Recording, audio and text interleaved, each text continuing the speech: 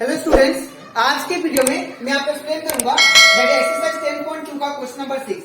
हम लोग class 10 maths का चैप्टर 10 करे थे, दैट इज सर्कल। इसके पिछले वीडियो में मैंने आप लोग को एक्सरसाइज 10.2 का क्वेश्चन नंबर 1 से लेके 5 तक जितना भी क्वेश्चन था वो सारा एक्सप्लेन कर दिया।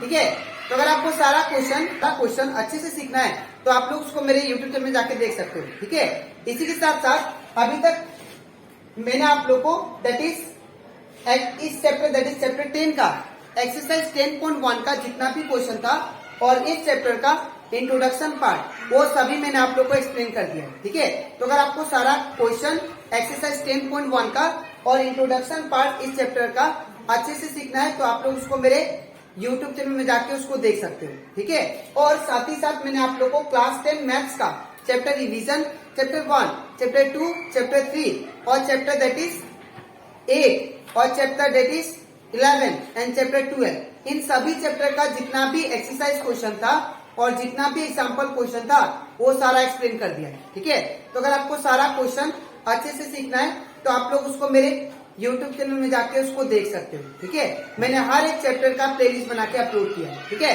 तो स्टार्ट करते हैं क्लास।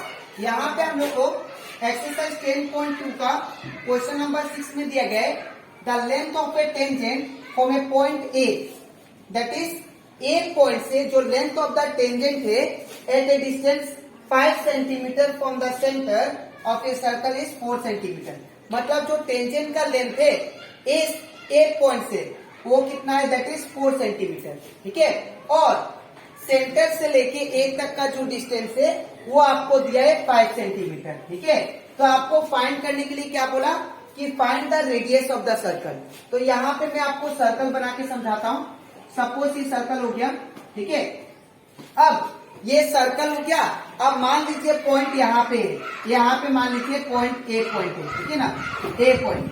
अब यहाँ पे अगर ए पॉइंट है तो सेंटर से लेके ये हमारा सेंटर है, सेंटर हो गया ओ पॉइंट। ठीक है, तो सेंटर से लेके ए पॉइंट तक का जो डिस्टेंस है वो आपको कितना दिया, 5 सेंटीमीटर। यहाँ पे आप लोग देख सकते हो at a distance 5 centimetre from the centre.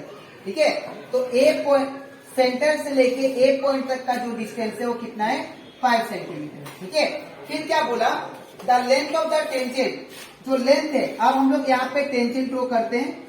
ये जो लेंथ है टेंजेंट का इसको मान लेते हैं पी।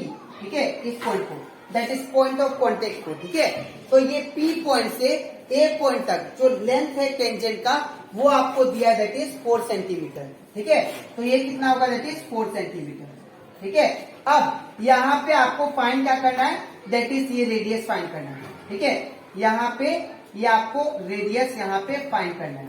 ठीक है, तो मैंने आपको समझाया था कि अगर हम लोग रेडियस ड्रॉ करते हैं, ठीक है, टू द टेंजेंट, वो हमेशा क्या होता है, परपेंडिकुलर होता है, मतलब 90 डिग्री। ठीक है, तो यहाँ पे हम लोग क्या करेंगे, यहाँ पे सबसे पहले लिखेंगे we know that radius is perpendicular to the tangent at the point of contact.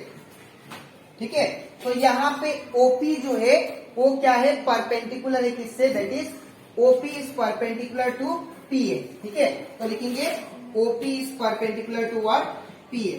ठीक है, तो अगर ओपी परपेंडिकुलर है पीए का तो दैट मीन्स ये एंगल कितना होगा, 90 डिग्री।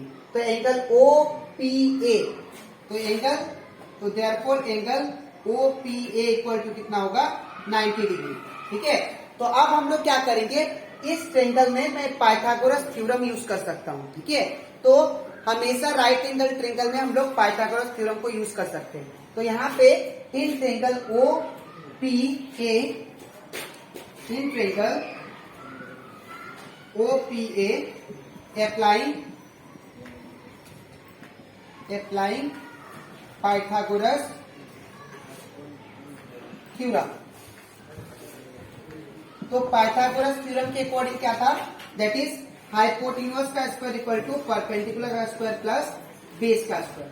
ठीक है ना, तो यहाँ पे हाइपोटेन्यूज कितना दिया है, तो ये आपका है ये आपका परपेंडिकुलर है, याद रखिएगा। जहां पे 90 डिग्री बनता है, ठीक है ना, जहां पे 90 डिग्री बनता है वो आपका क्या होता है, दैट इज परपेंडिकुलर।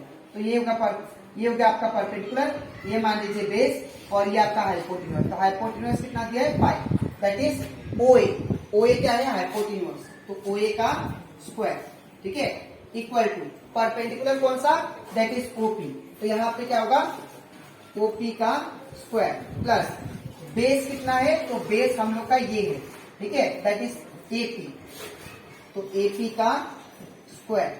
अब ओए का वैल्यू कितना दिया है, तो ओए का वैल्यू 5, तो यहाँ पे क्या होगा 5 का स्क्वायर इक्वल टू ओपी का वैल्यू कितना दिया, नहीं दिया, दैट इज रेडियस आर, तो यहाँ पे आर लिखेंगे, प्लस एपी का वैल्यू कितना दिया है, तो एपी का वैल्यू ये रहा, दैट इज 4, तो यहाँ पे क्या होगा 4 का स्क्वायर, ठीक है।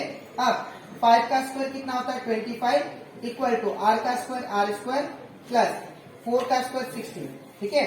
अब यहाँ पे मैं क्या करूंगा, इसके बाद मैं यहाँ पे प्रोसेस करता हूँ। अब मुझे यहाँ पे आर को सिंगल छोड़ूंगा, तो अगर मैं आर को सिंगल छोड़ूंगा तो मुझे 16 को इस साइड भेजना पड़ेगा, लेफ्ट साइड। तो 25 ये प्लस से इस साइड आंसर क्या होगा -16 इक्वल टू कितना, आर स्क्वायर, ठीक है।